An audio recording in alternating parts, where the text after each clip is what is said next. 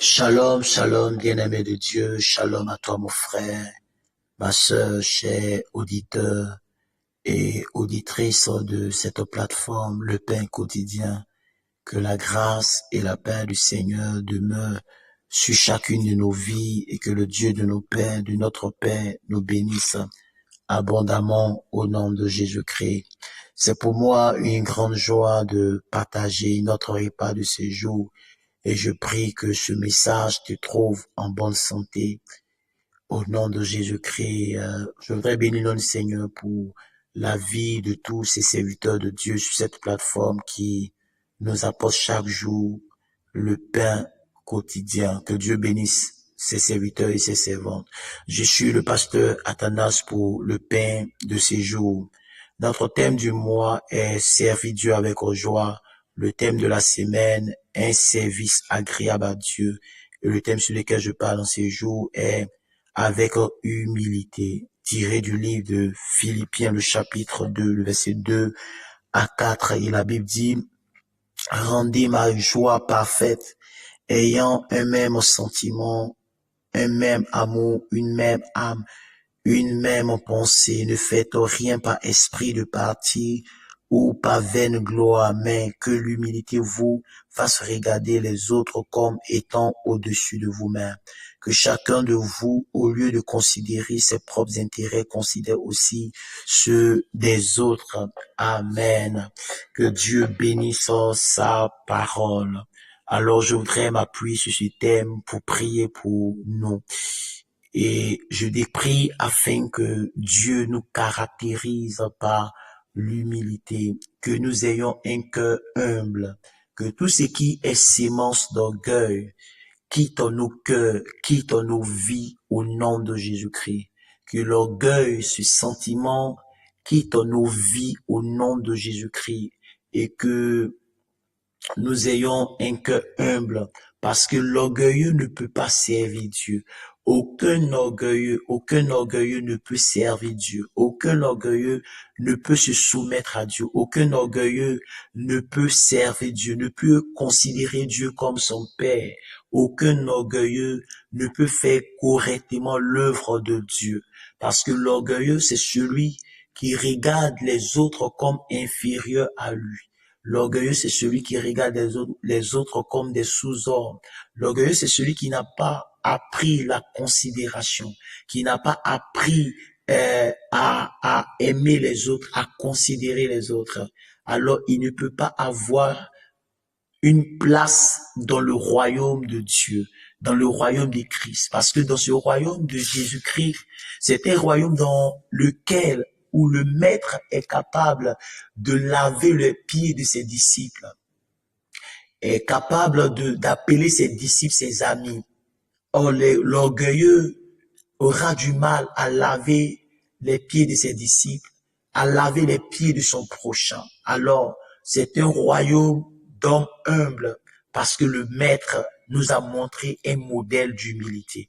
Que nos cœurs soient caractérisés par l'humilité. La Bible déclare dans le livre de 1 Pierre, le chapitre 5, le verset 5, que Dieu résiste aux orgueilleux, mais il fait grâce aux humbles. Dieu résiste en face aux orgueilleux. Dieu leur résiste parce que dès le commencement, un être spirituel, un ange, a été orgueilleux. Son cœur a été rempli d'orgueil et il a voulu se lever au-dessus de la montagne de l'Éternel. Et la Bible déclare qu'il a été précipité. Alors voici ce que Dieu réserve aux orgueilleux. Dieu résiste aux orgueilleux. Dieu précipite les orgueilleux et Dieu humilie les orgueilleux. Dieu résiste aux orgueilleux, Dieu précipite les orgueilleux et Dieu humilie les orgueilleux. Pourquoi il les humilie? Dieu les humilie en présence de ceux dont ils se croyaient supérieurs. Alors, plus que l'orgueilleux vit à partir du mal qu'il fait aux autres, plus que l'orgueilleux s'enfle à partir du mal qu'il fait aux autres, Dieu l'humilie en présence de toutes les personnes à qui il a fait du mal. Alors, sache que si ton cœur est rempli d'orgueil, tu n'es pas loin d'être humilié par Dieu. Sache que si ton cœur n'est pas un cœur humble et que tu as de la sémence de l'orgueil, tu n'es pas tu n'es pas loin d'être précipité par Dieu et tu n'es pas loin de voir Dieu en face de toi en train de te résister. Alors, ayons un cœur humble. Celui qui est humble, c'est celui qui est animé du sentiment de l'humilité. C'est celui-là qui sait regarder les autres comme au-dessus de lui. C'est celui-là même qui sait s'humilier. C'est celui-là même qui sait se rendre petit. Être humble ne veut pas dire être incompétent. Être humble ne veut pas dire être incapable. Mais celui qui est humble peut être compétent et peut être capable, peut avoir des habilités, quelque chose, une forte onction sur lui. Mais malgré tout ce qu'il transporte, il demeure humble. Parce que celui qui est humble se dit toujours que tout ce qu'il possède ne vient pas de lui, mais vient de Dieu. Alors, la Bible déclare que Dieu résiste aux orgueilleux, mais il fait grâce aux humbles. Alors, la plus grande bénédiction que Dieu donne aux hommes humbles, c'est la grâce. Dieu fait don de sa grâce aux humbles. Dieu fait don de sa grâce aux personnes humbles. La grâce, c'est la faveur imméritée que Dieu donne aux personnes humbles. Alors, c'est une faveur qui ne mérite pas. L'homme humble n'est pas forcément un homme parfait. L'homme humble n'est pas forcément cet homme qui plaît à 100% à Dieu. L'homme humble peut avoir des faiblesses et des défauts. Mais à cause de son humilité, Dieu lui accorde sa grâce. La grâce, c'est la faveur imméritée que Dieu donne. La grâce, c'est aussi la combine de Dieu. La grâce, c'est aussi lorsque Dieu fait combine. Lorsque tu ne mérites pas une chose, mais que Dieu est capable de te la donner. La Bible déclare que Dieu donne l'Égypte à notre place. Écoutez, l'Égypte où les Égyptiens sont aussi les enfants de Dieu, où il y a parmi les Égyptiens des enfants de Dieu. Mais Dieu est capable de donner l'Égypte à ta place lorsque tu as un cœur humble, parce que Dieu est capable de faire son possible de sorte que l'homme humble soit en paix et soit béni. Amen, amen. Dieu, par le canal de l'apôtre Paul, est en train d'enseigner aux Philippiens l'humilité. Alors l'apôtre Paul dit, rendez ma joie parfaite. Quand l'apôtre Paul demande aux Philippiens de rendre sa joie parfaite, ce n'est pas avec de l'argent, ce n'est pas avec le dîme, ce n'est pas avec de l'or, ce n'est pas avec les choses de la terre. Mais l'apôtre Paul dit, rendez ma joie parfaite, ayant un même sentiment, un même amour, une même âme, une même pensée.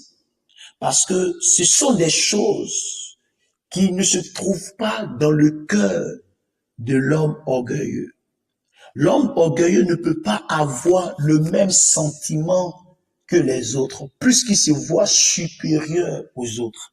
Alors l'homme orgueilleux ne peut pas avoir de l'amour, parce qu'il ne peut pas rendre la joie de quelqu'un parfaite. L'apôtre Paul dit que rendez ma joie parfaite.